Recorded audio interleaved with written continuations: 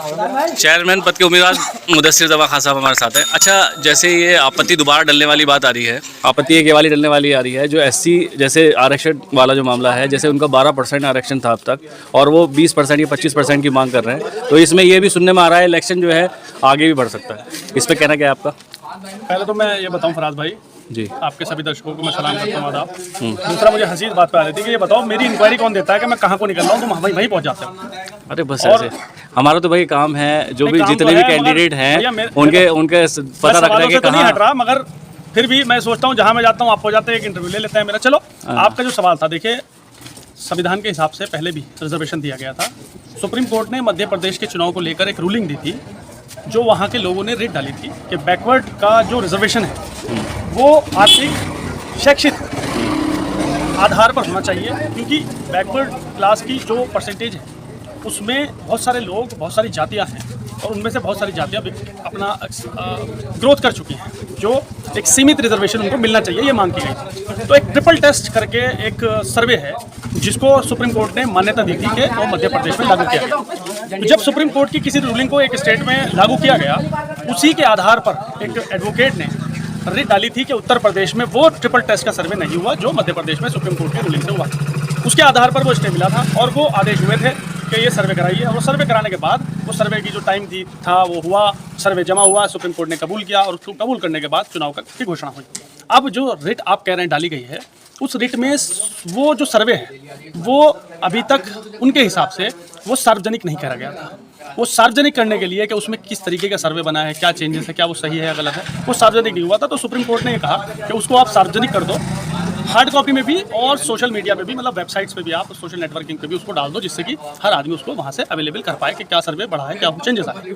बात रही रिजर्वेशन की, रिजर्वेशन का जो परसेंटेज दलित, SC ST का और महिलाओं का और बैकवर्ड क्लास का है, वो उसी आधार पे हुआ था पहले भी, अब के भी उसी आधार पे होगा। परसेंटेज जो दी गई है कि बैकवर्ड का इतना परसेंटेज होना चाहिए और SC का इतना, उसी आधार पे पहले हुआ था स्टेट में और उसी आधार पे इस बार भी हो रहा है।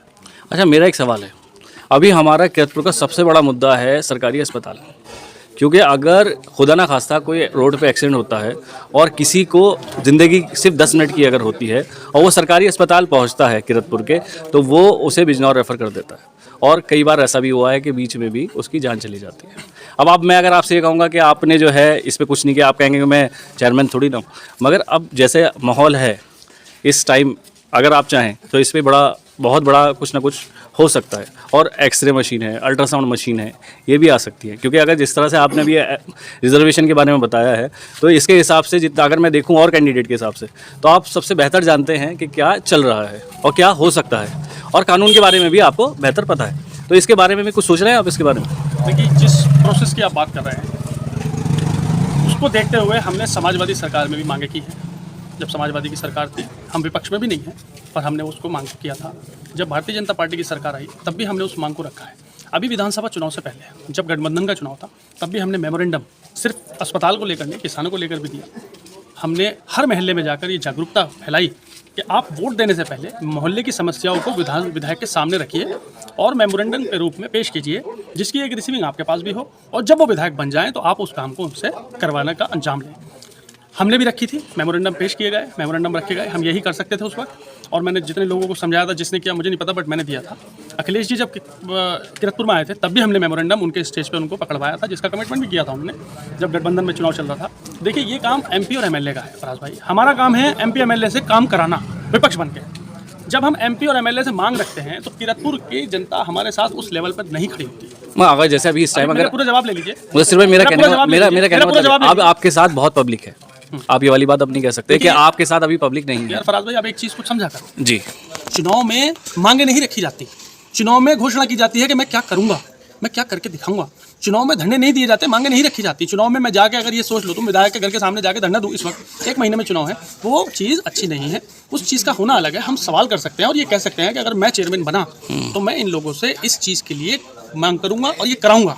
मैंने विधायक जी से कहा कि आप जो है सरकारी अस्पताल में क्या मामला है, उन्होंने कहा कि आज की डेट में जितने भी टेक्नीशियन हैं अपर लेवल पे भी वो कम है, जब वो अपर लेवल पे नहीं दे पा रहे तो हम छोटे जो जितने भी हॉस्पिटल है उसमें कैसे दे दें।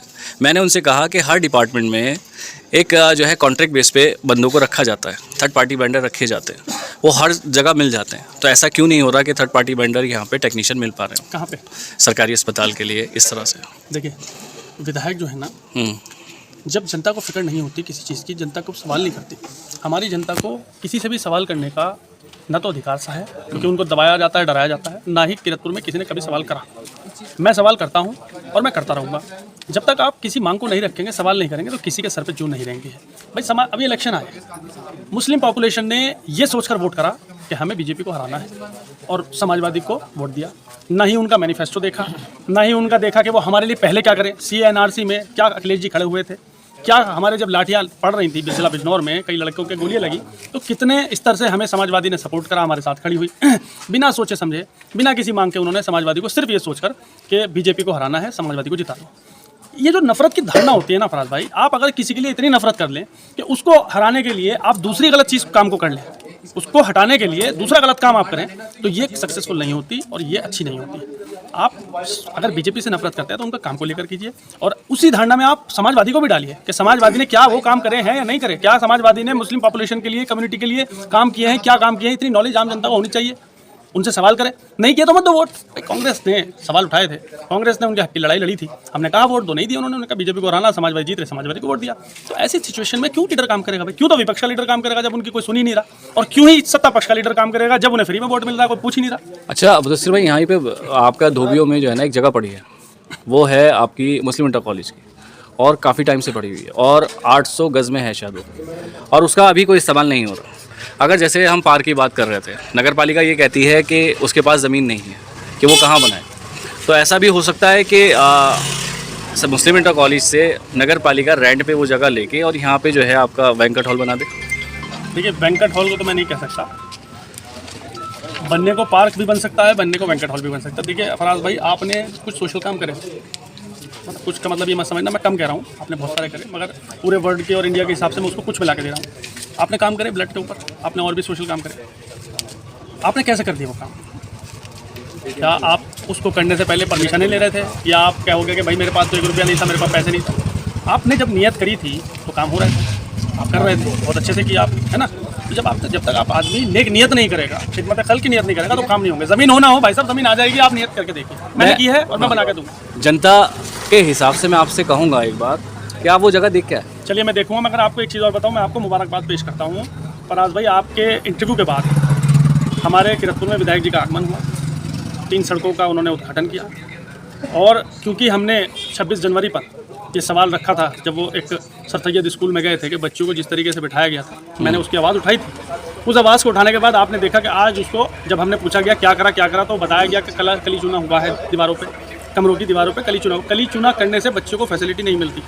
वो एक दिखावा होता है, एक शो होती है कि आप सुंदर बना रहे हो उसे, वो भी कली चूने पर कलर करके। बच्चों को सुविधा उसे मिलती है कि अगर उनके कॉलेज में आप कोई कंप्यूटर वगैरह की कोर्स अप्लाई कर देते हैं, उनको फैसिलिटी देने में, उनके कोर्सेज़ में कोई फैसिलिटी देते हैं, उनके पहनावे में कोई फैसिलिटी देते हैं, उनके जो स्टडी स्टाइल है वहाँ पर उसमें आप प्रमोशन कर देते हैं कुछ, तो तब जाके मैं समझता कि कुछ अच्छा गया। एक विधायक और एक चेयरमैन मिलके दीवारों पे 10 दीवारों पे यार कलर करा रहे हैं। मोहल्ले के लोग इकट्ठा होकर बड़ी बड़ी मस्जिदों पे कलर करा लेते हैं, पूरे मदरसों पे कलर कराते हैं, हर साल कराते हैं।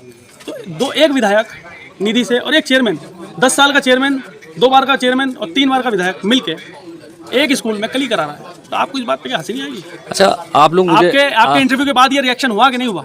वो मेरी पोस्ट का कोई असर था कि नहीं था? वो तो जनता बताएगी, और आप सवाल करोगे तो उसका आपको रिएक्शन। मैं वही चीज, देखिए मैं धन्यवाद करता हूँ फराज भाई, मैं आपका भी करता हूँ। और सुनो पूरी बात सुनो, मैं विधायक जी का धन्यवाद, देखो उन्होंने जो भी दिया, 10 लाख रुपए की निधि उन्होंने लगाई, मैं उनका धन्यवाद करता हूँ भाई, दिया तो मैं उस बात को अप्रिशिएट करता हूँ, मैं उनका शुक्रगुजार हूँ, मैं उनका धन्यवाद करता हूँ, उन्होंने किया। और मैं कामना करता हूँ कि हमारे प्रिय विधायक 3 बार के जीते हुए हमारे कस्बे के लिए और भी ज़्यादा विधानसभा के लिए काम करेंगे। ग्रामीण इलाकों में सड़कें, देखिए ये सड़कें कस्बे में तो नगर पालिका बनाती ही है, आप इसको ग्राम से जोड़िए जहाँ नगर पालिका नहीं जा सकती, ग्राम में नाले बनाइए, ग्राम में सड़कें बनाइए। उन्होंने हमें भी एक, हमारे कहने से एक नाला बनाया था 100 मीटर का कुछ, मैं उनका उसके लिए भी शुक्रिया अदा करता हूँ। तो ये ग्राम से जोड़ने का काम करिए, पुल खराब है, क्षतिग्रस्त है, गाँव वालों को पानी आता है, चढ़ जाता है, इन जगहों पे आप विकास पैसा लगाइए, ये तो नगर पालिका कर लेगी कस्बे का काम। अच्छा मैं विधायक जी का सुनो धन्यवाद कर रहा हूँ, और क्योंकि उन्होंने 10 चाहे वो इतना करा कि उतना करा, 10 लाख रुपए की निधि उन्होंने इतने 3 लगाई अपने तीसरी बार की विधायकी में, मैं उनका धन्यवाद करता हूँ और कामना करता हूँ कि हमारे विधायक इस क्षेत्र में इसी तरीके से काम करते रहेंगे, निधि से पैसा लगाते रहेंगे, लोगों को जागरूक करेंगे और हम जैसे लोग कांग्रेस के हैं पर उनको इस काम का अप्रिसिएशन भी देंगे और शुभकामनाएं भी देंगे। आप मानते हैं कि मेरे इंटरव्यू का असर पड़ता है? बिल्कुल पड़ता है।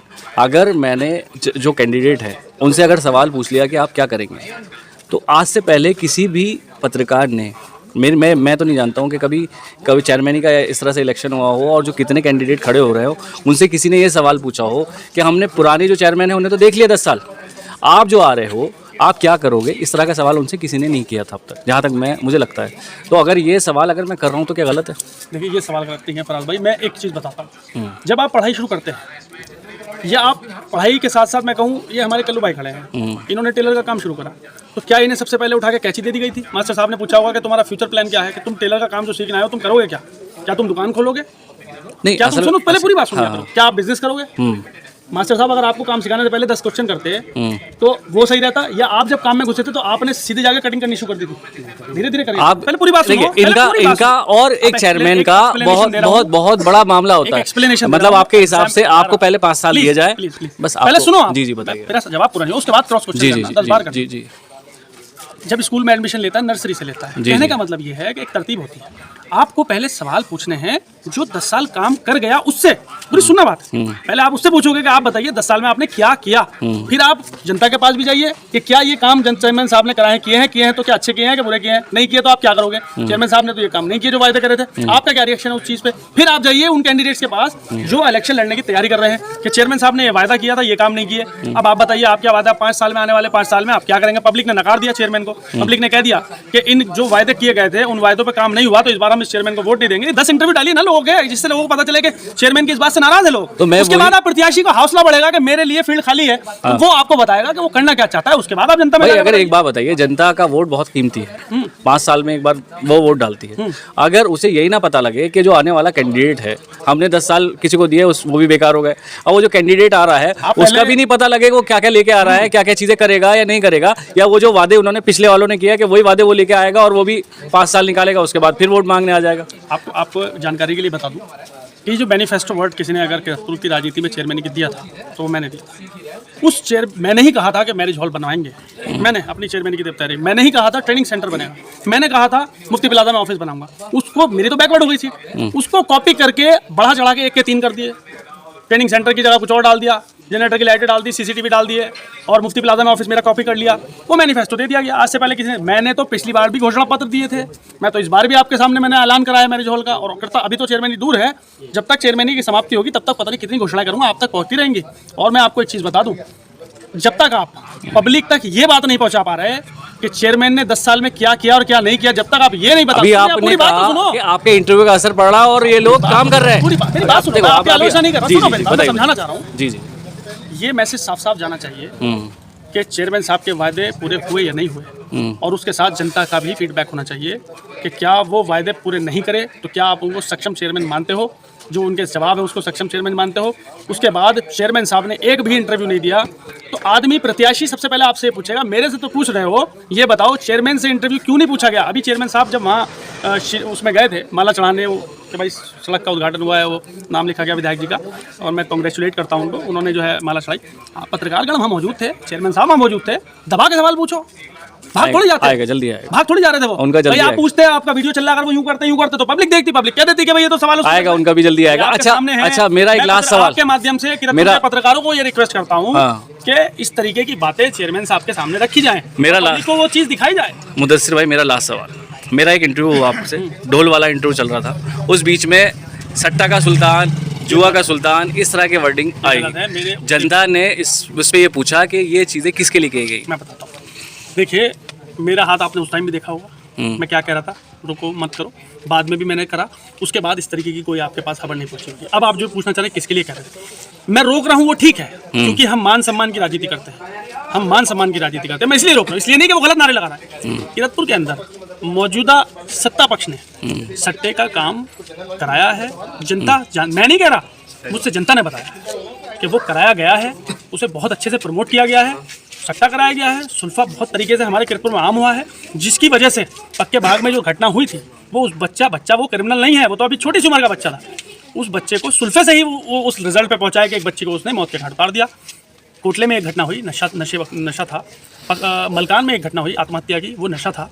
ये सारे रिजल्ट मोहल्ले में, हर मोहल्ले में 4-4, 5-5 युवा खूबसूरत नौजवान जो मेंटली डिस्चार्ज हो चुके हैं, वो उसकी वजह नशा है।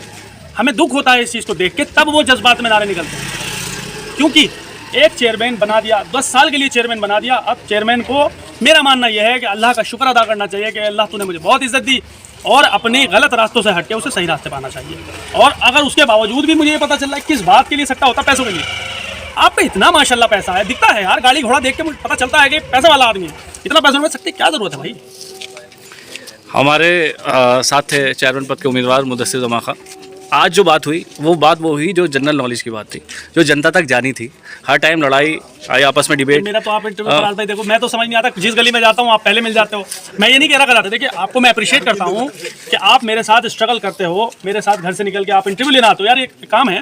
पर मेरे से सवाल होते हैं, मैं फिर वही कहूंगा कि 10 साल के। अच्छा एक बात बताओ, जो आपने आज जो जानकारी दी, ज्यादातर कैंडिडेट को पता होगा इसके बारे में?